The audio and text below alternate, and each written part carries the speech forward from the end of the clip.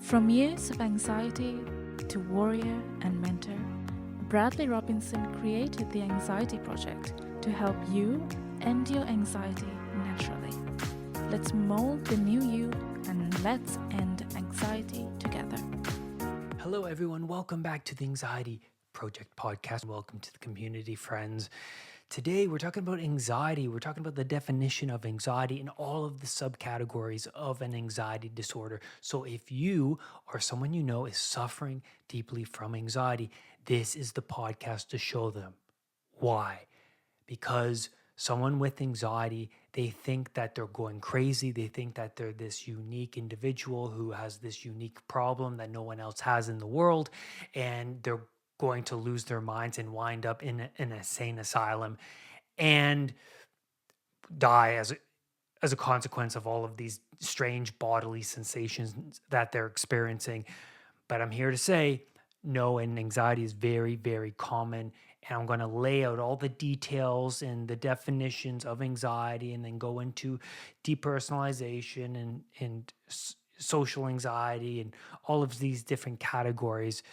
And I'm going to talk about depression and how that's related to anxiety. I'm going to talk about the fear response.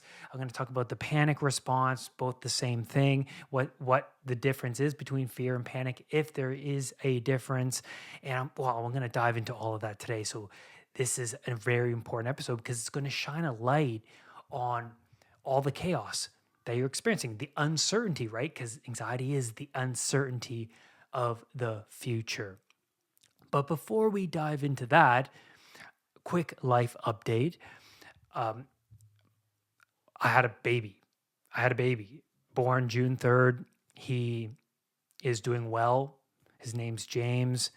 And I've been super, super busy. Life, speaking of chaos, life is different, completely different now. A lot of meaning now. Not that there was meaning before, but when you have a baby, if you know, a lot of meaning does arise and responsibility. And, it's like this uphill climb. I look at my situation as the Sisyphus story, just pushing that boulder up the hill and it just rolls back down. It's like this constant struggle, waking up during the night over and over and over again. But at the end of it, I feel like there's nothing else worthwhile, because I do feel like we're sled dogs. We need a load, we need a burden, we need a cross to bear up the mountain. And the child is one of those things. It's life changing in that way. It just provided so much responsibility for me and meaning for me. And the struggle, I've noticed, it's brought me closer to God. I appreciate those moments where I can be here with you guys recording this podcast. I appreciate those moments where I can go and read that book, because I had so much free time before.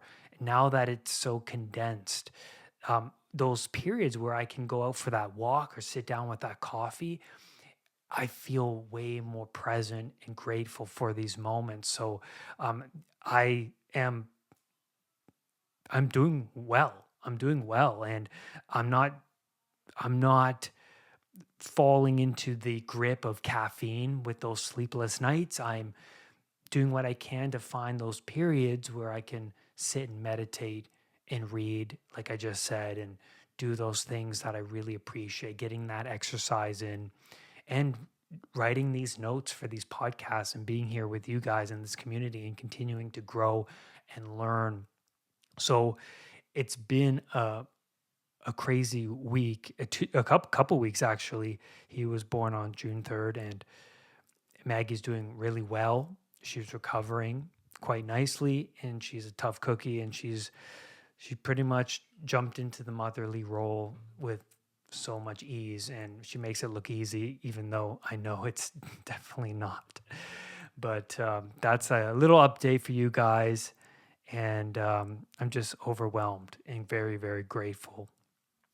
And so I think let's dive into this episode on anxiety. Now, Anxiety is a negative emotion. Surprise, right? Surprise, surprise. It's followed by bodily symptoms like heart palpitations, rapid heart rate, sweating, nausea, your indigestion. Digestion becomes compromised because why worry about digesting food when we have to respond to the immediate danger around us or the uncertainty of the future? And then trouble concentrating, trouble sleeping, very, very common.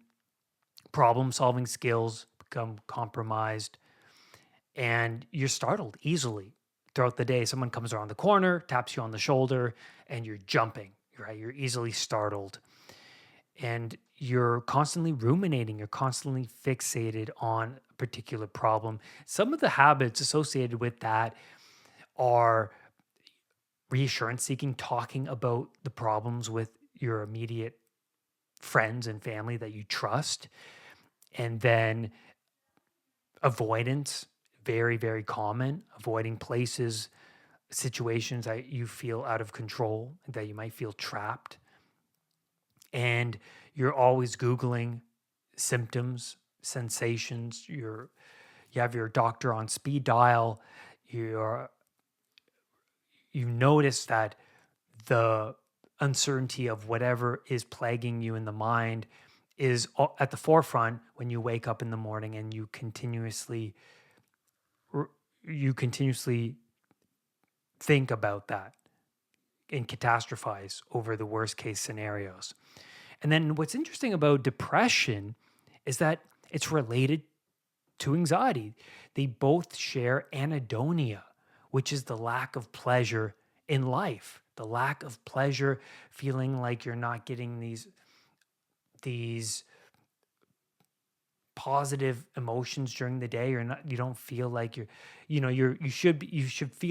feel like you should be enjoying this moment, but you just have this complete lack of emotion. And what's also interesting about depression is it's a safety blanket for anxiety, because usually, I don't know if you know this, but for me, I would get anxiety, and at the end of that, I would get this depression at the other side of the anxiety. And it's like this fire blanket. Depression is like this fire blanket that goes on top of the anxiety, where you feel hopeless, you feel meaninglessness. And well, that's not good, because depression is where you feel backed into a corner. You feel like you can't get out of this place in your life. Not good. So anxiety typically occurs when what's relevant to you in the coming future is uncertain. It's uncertain, it's foggy. You're like a video game character that's placed immediately in the map of the world, and much of the map of the video game is grayed out, and you got to go explore this vast world within the game. And you're so hyper stimulated because everything is brand new, right? It's like the uncertainty of the future is like, it's like potential that's waiting to be brought into being, to be explored. And we always encounter uncertainty. There's just way too much uncertainty in the world, and just too little of what we know. And that's the existential conundrum, is it not? Because we're swimming in an ocean of uncertainty, and we do what we can to buttress ourselves in our home, in our, in our diets and our exercise routines and this and that, just to stave off chaos, because chaos is a god, right? Chaos is an almighty entity we know is lurking out there in the future. And you must know some people in your life where they don't do what they can to stave off chaos, right? They're smoking, they're eating a lot of processed foods continuously throughout the day. They're complaining. They're not pursuing a more fulfilling job, but staying with what they already know, staying in a negative relationship, not taking care of their car, right? Not getting it fixed. And you're driving down the road and you hear a rattle, or you hear something in the car, and you just ignore it, right? Like that's that's the manifestation of chaos. It's there, right? Eating junk foods continuously throughout the day, it's going to sprout out that chaos in the future, or that you're smoking cigarettes, in the back of your mind, it's going to spring about something very severe in the future. And so chaos is there lingering, but you you don't make the right sacrifices in order to stave that off. You're continuously walking down a bad path of habits that are in alignment to what chaos wants.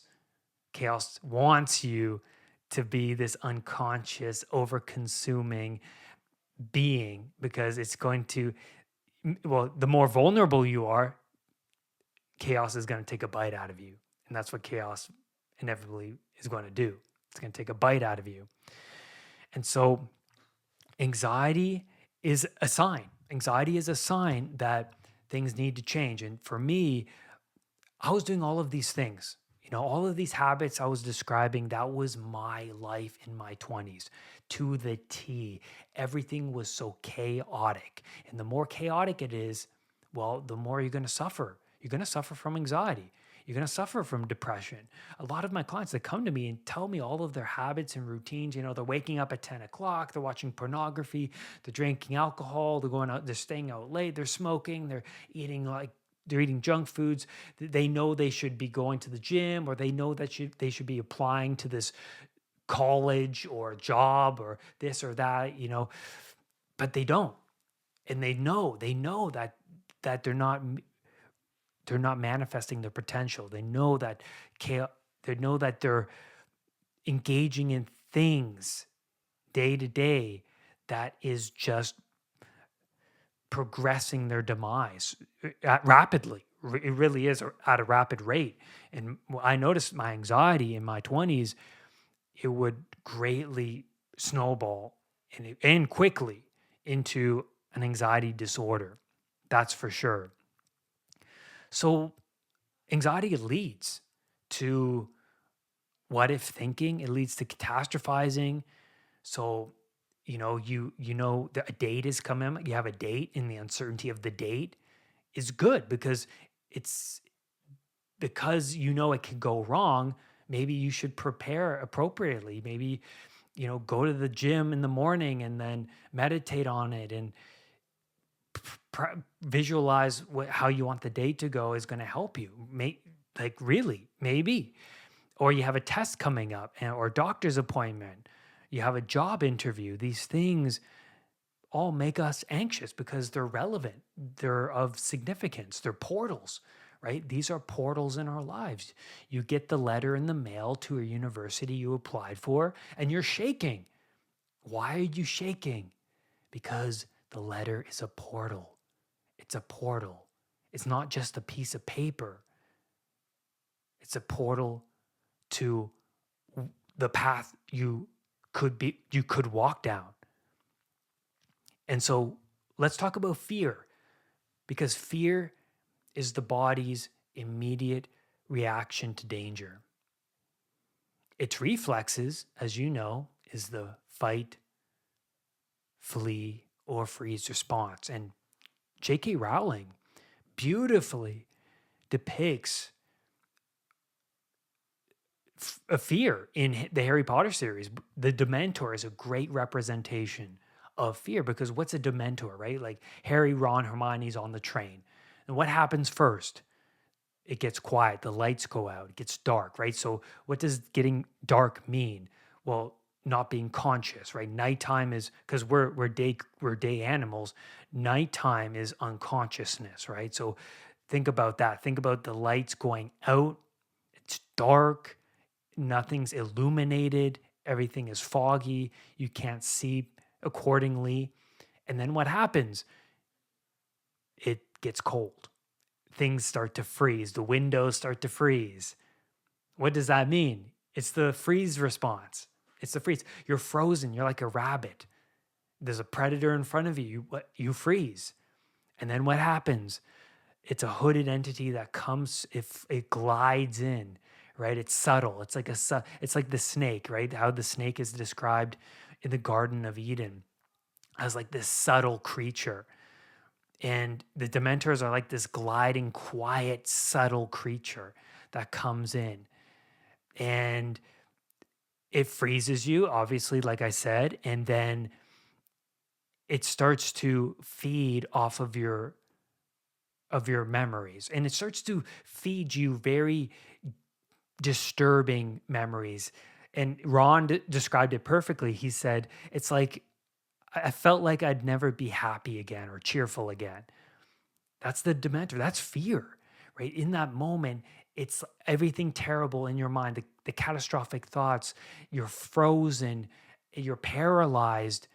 And what happens is Harry falls into unconsciousness because, I mean, he doesn't know how to handle the fear. Neither did I in my 20s. I was paralyzed by fear. I would go to the shopping mall and have a panic attack, and I would run out of the shopping mall and be calling my folks. And later, this transformed itself into agoraphobia, which we will definitely get into. A big part of generalized anxiety disorder. But what if there is no immediate danger, but you're in a shopping mall and you get this overwhelming fear response? You're in the shopping mall, you're feeling internally uneasy, these strange sensations. What is that? Is there a lion in front of you? No. Is there a burglar? Is there something literally in front of you that's going to harm you? No. What's that? That's panic.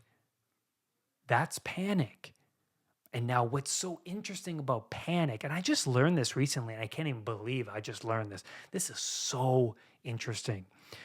Panic is named after the Greek god Pan. And you've heard me talk about Pan on here. You know, Peter Pan, king of the Lost Boys. What is this Greek god Pan? Pan is half man who is highly sexually motivated, the god of mischief, the god of hollow pursuits. What does this mean to be half man? Well, look at the Snow White story, Snow White and the Seven Dwarfs. I learned this from Jonathan Pageau, who is a great mentor of mine. And he said that the dwarves in Snow White represent, well, half men, because Snow White's not attracted to the dwarves. So it's like being, you know how like they're sneezy, dopey, they all represent a certain aspect of the human character, right? Like to be one emotion or to be one thing, to be just anger is to be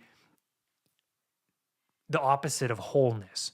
It's to be unconscious. It's to be uh unconscious. I mean, you haven't fully incorporated, you haven't mastered anger, you haven't mastered dopey, right? You haven't mastered it. It's like, why would any woman be attracted to a man who doesn't have themselves under control? And when I learned that, it blew my mind. A half man. And so what does it mean to be a full man? Full man is to have all of these internal deities, the anger, lust, desire, envy under control, that it doesn't control you, but you recognize it. It's like what Carl Jung would call integrating the shadow elements of the psyche. You recognize that they're there, but you have control over them, rather than they having control over you. Because to be a child is for all of those deities, like a 2-year-old running around. And I'm going to experience this one day myself, having a 2-year-old running around and they're just angry or they're just sad, they're just hungry, right? You're just that one thing and you're only motivated by that thing that is possessing you. So why would any woman go with a man who's possessed just by this one thing that doesn't have a grip over it? If they can't take care of themselves, how are they going to take care of you, especially when you decide to have a child? Makes sense. And that blew my mind. I never got that. And so when we look at Pan, Pan is that thing. He's a half man, half man. And that's the thing. That's what brought about my anxiety disorders. I didn't have a grip over all of these internal deities. They took over me in my 20s. Sex, lust, and greed, anger, all of this, resentment just took over me. And well, be careful what you worship. That's the thing. Be careful what you worship.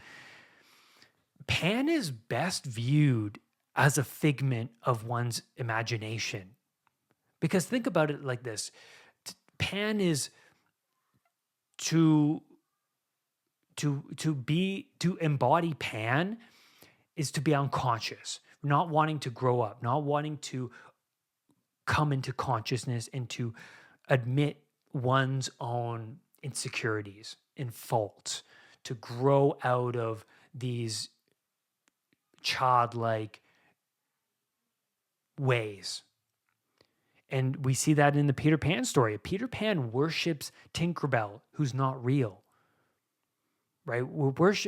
Be careful what you worship. The women on the internet that you're masturbating to, they're not real. They're not real. What about a real relationship? Like the things on Instagram, the things on Netflix, like I feel like in today's culture, we're being pulled into many things that are just not real. We're just following our hunger or our just irritability, right? We as people nowadays are feeling more irritable and feeling a lack of meaning. And so what do we turn to?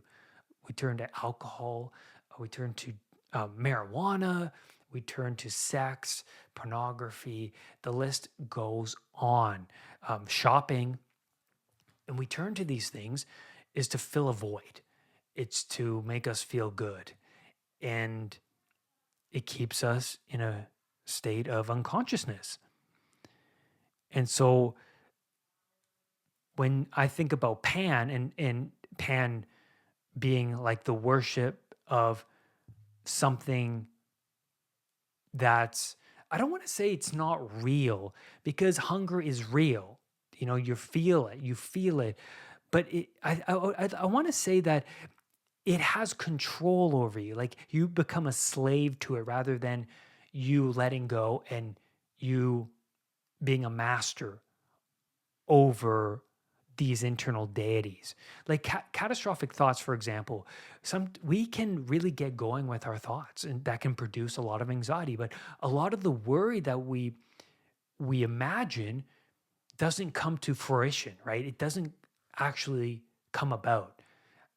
I'm sure you recognize this in your life. For me, I certainly do. A lot of the things I ruminate over, they don't come true 99% of the time. It doesn't come true. But why do we do that? Well, it's because we're setting ourselves up. The mind wants to generate plausible outcomes to the uncertainty that lies before us. Makes sense. Makes sense. But it's like it doesn't mean that it's true. Well, it's possible, but it's not useful because it's not useful to walk around with these catastrophic thoughts. It's not useful. So panic. Why? So I want to just bring it back to the Greek god Pan. Well, so panic, because the Greek god Pan would jump out and scare travelers with his blood curdling scream. And that's where panic comes from, right? He would jump out, he's the god of mischief, and he would scare the living daylights out of you. And he would pop up randomly. And so that makes sense because you're out on the subway and panic pops up and it scares the crap out of you. So I think now that one must master panic and not be such a sensitive snowflake over panic, because once you learn to master panic and be comfortable with panic and actually invite panic into your life, then panic no longer is a tyrannical force for you. You are now the master. You are now the master. You're not scared because you've confronted panic over and over and over again. Now, when panic does emerge, there are two major fears to note here. Okay. There's the fear of being trapped, trapped and dying. That's one. And then the next fear is being judged by other people in your environment while you die. You know, being perceived as a fool as you're dying. Now, when panic strikes, this is interesting because your heart rate jumps from 68 beats a minute to 100 beats a minute. And that happens in a matter of a minute. So it jumps from 68 to 100. So no wonder your heart is beating out of your chest. No wonder a lot of people develop such a sensitivity over their heart. Very common. Certainly for me, it happened. Jeffrey Gray, who's a British neuropsychologist, he thinks that panic, in part, is more likely to occur in people who are serotonin deficient. And when I read that, I was blown away because it makes sense. No wonder people rapidly shrink into agoraphobia. Because think about agoraphobia. Agora is Greek for market, public square, agora. And so it's the fear of public places. And when someone is suffering from agoraphobia, well, they have low serotonin because they have low self-confidence. They can't handle the dragon because there's dragons there that they ran away from. And when you run away from the dragons of panic and anxiety, you shrink back into your familiar places like home, like your loved ones. But you realize in those places, you actually don't feel like the problem is solved, because the snake is always going to get into your garden. The snake is always going to be there. So what the solution is to build on your serotonin, because serotonin is linked to depression, right? Because low serotonin, you're low in the competence hierarchy. And how do you build competence? How do you build confidence? How do you build that individuality? Well, you have to go out into the world and confront the dragons that you're running away from. And when I started to do that, I saw a different side of myself. And I started to look in the mirror and, well, I was proud, right? I'm like, wow, look at you. You decided to stay in that moment of panic rather than running home, rather than calling your loved ones or your doctor. You decide to take on the challenge. And I started to view my panic as the hero narrative, the one that goes out into the unknown, slays the dragon, and comes back a different person with the bear skin on and with the hardened face, like Simba in The Lion King, right? Remember his face by the end of the movie? And remember the transition between his dopey kind of expressions as a youngster with Timon and Pumbaa, and then that transition of going out and facing Scar and becoming that stern, heroic man by the end of the movie. I started to adopt this vision, because I have a great imagination. I love movies, but I also love to imagine these narratives, because in order for me to overcome anxiety and this helplessness and hopelessness, it was only necessary for me to go out and go into those places that I knew would make me feel trapped, where I would be around other people, where I could be judged for my awkwardness, and stay there, ride the wave of anxiety. And then the brain, the amygdala, would make new associations to the environment, to the situation I was in. And that's what happened over time. It wasn't just one or two times. I had to do this many, many times. Each time I would think, oh God, here we go. I'm never going to get over this. Because each time I would face panic, it felt like it was a new thing. It felt like it was new. It felt like I was never going to actually overcome this. But I knew that each time I conquered it, it was a win. It was a win. Not to look towards the future as being hopeless, but at the moment where if I can tackle this right now, here today, that's a win, and I can go home and I would have some sort of self-respect, and I could reward myself for conquering that dragon.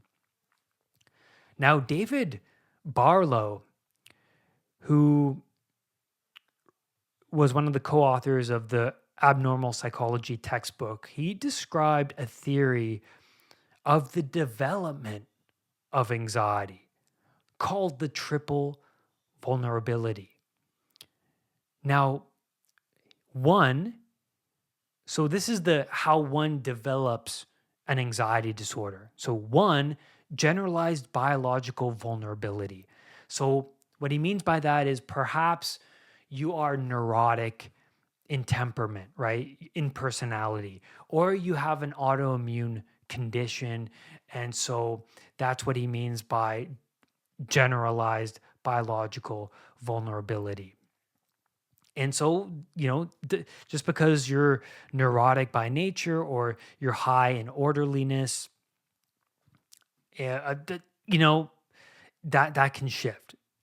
It's not set in stone. It's not like, oh, you're neurotic and you can't change. That's 100% not true at all, because I'm high in neuroticism and I overcame anxiety, and I'm continuously impressing myself with the things that I do on a daily basis. And the mind can change, and the mind is neuroplastic. That's not set in stone. So don't think anything like, well, I have an autoimmune condition and I'm going to have anxiety forever. No, because I changed my autoimmune conditions with diet. You can do that with a ketogenic diet, and it happens all the time. There's a lot of research now out there where ketogenic diets are actually reversing what seemed to be impossible mental health conditions. And now we are reversing them with diet. So look, that's good. That's great. So don't think that just because you have anxiety, you have an autoimmune condition, and that's just the way it's going to be for the rest of your life. The second thing is generalized psychological vulnerability. So you grow up well protected in your safe bubble. You're shielded by the world of uncertainty, right? That's the Siddhartha story, the Buddha story, right? He was shielded in his world from his folks, not being exposed to death, decay, suffering, right? And what happens now when you get older is you become comfortable in comfort. But life is certainly not like that at all, because we are susceptible. We're swimming out in the ocean of uncertainty. We need to buttress ourselves from uncertainty. And how do you do that? Confront suffering voluntarily. That's what you need to do. The third thing is specific psychological vulnerability. So you learn fear from parents. Your mother, your father, or both were high in disgust sensitivity, and then that becomes your sensitivity. So yeah, they could have suffered from health anxiety, and you could have absorbed a lot of their tendencies or neurotic behavior. So that's the triple vulnerability. So generalized biological vulnerability, generalized psychological vulnerability, and then specific psychological vulnerability. Very interesting. I recommend that you re-listen to this episode because there's a lot here. And this is good stuff. This is really good stuff. And then a person with an anxiety disorder usually has two or more other disorders related to anxiety. So this is called comorbidity. Now, I had this, and so many people have it. When you have generalized anxiety disorder, one typically has health anxiety, right? Agoraphobia, panic disorder, social anxiety disorder, separation anxiety disorder, depersonalization. One has at least two of these things when one is diagnosed with anxiety disorder. Now, how is one diagnosed with anxiety disorder? Well, for at least 3 to 6 months, one can't help but continue to ruminate over and catastrophize and worry nonstop, and then experience all of these bodily sensations. And, it's quite easy to it's quite easy to pinpoint whether you are suffering from anxiety or, more specifically, health anxiety. Health anxiety is pretty easy because when you're ruminating over a certain part of your body, you're checking your moles consistently, or you're Googling symptoms continuously. And yeah, very, very common.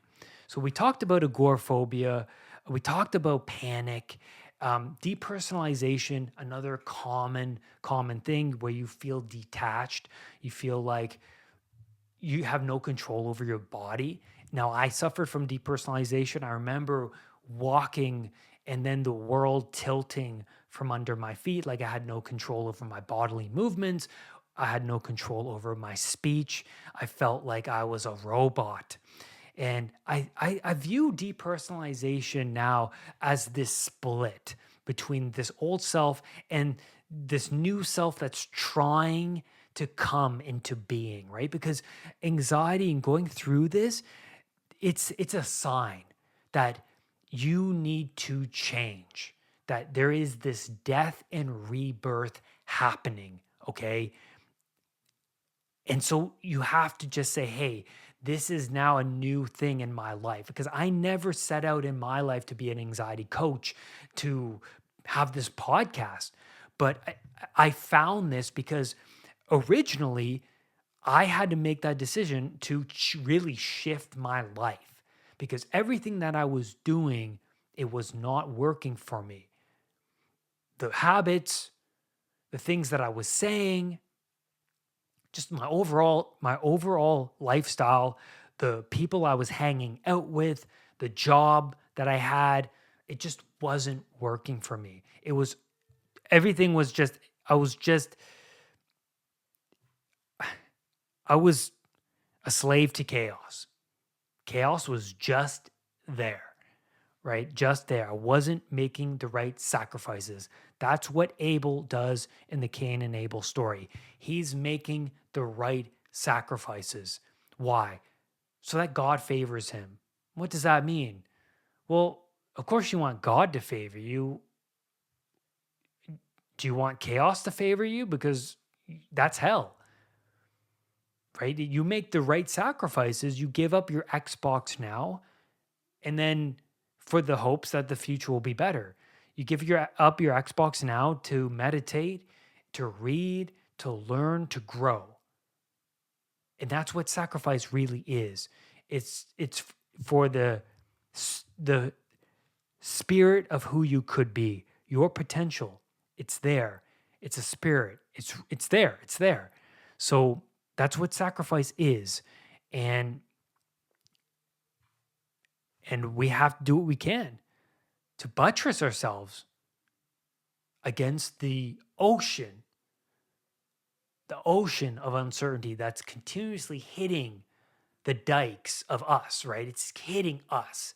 It's hitting us. And if the dikes are not strong enough, if you're not strong mentally and physically, then that's the Noah story. It's like prepare for the flood. Prepare for the flood, because the flood's always coming in your life. It's always coming. And I think that's a great place to stop. And I think that's where I'm going to leave you today on this podcast episode. Thank you, everyone, for being here. If you're new to this podcast, make sure to go back and check out my older episodes because I talk about recovery all the time. I talk about recovery from addictions. I talk about how one can find meaning in one's life and all the different steps necessary to overcome anxiety naturally. Okay? Because we're not here to cope. We're not here to cope and to remain in our unconscious ways, the unconscious ways culture wants us to be in. We're here to be independent and to think for ourselves and to be strong willed and to rise above anxiety. I will see you on the next podcast episode. Bye for now. My anxiety recovery program is available over at unpluganxiety.com. With the Know Your Brain audiobook, you will learn about the inner workings of your anxiety system. This will help you to better understand why you feel detached and out of control from this ancient brain structure. That's at unpluganxiety.com. Go there to learn more.